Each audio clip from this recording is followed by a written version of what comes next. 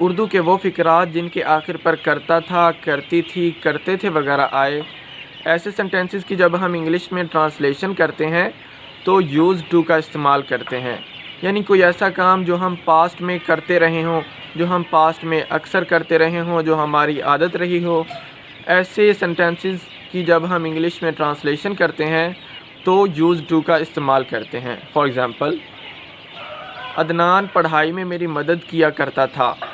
Adnan used to help me in my studies۔ میرے والدین غریبوں کی مدد کیا کرتے تھے۔ My parents used to help the poor۔ ہم اس میدان میں ہاکی کھیلا کرتے تھے۔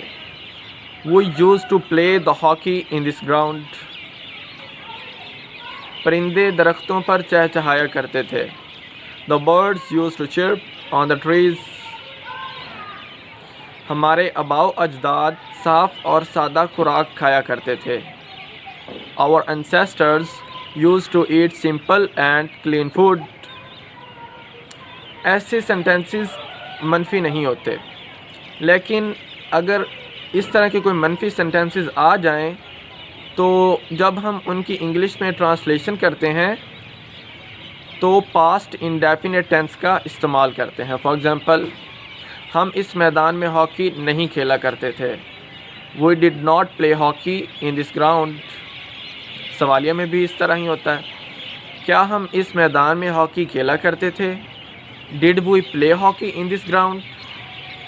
اور اگر ہم فی الحال میں اس طرح کے سینٹنسز بنائیں، فار ایگزامپل، ہم اس میدان میں ہاکی کھیلا کرتے ہیں، تو ہم اس کی انگلش میں جب ٹرانسلیشن کریں گے تو پریزنٹ انڈیفینٹ ٹینس کا استعمال کریں گے۔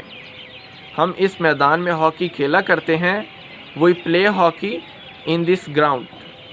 اور جب ہم فیوچر میں اسی طرح کے سینٹنسز بنائیں، فار ایگزامپل، ہم اس میدان میں ہاکی کھیلا کریں گے، تو فیوچر انڈیفینٹ ٹینس کا استعمال کریں گے۔ ہم اس میدان میں ہاکی کھیلا کریں گے، we will play hockey in this ground۔ Hope you will understand the use of used to۔ If you understand and if you like my video, then please subscribe to my channel and like the video. Thanks for watching. Allah Hafiz۔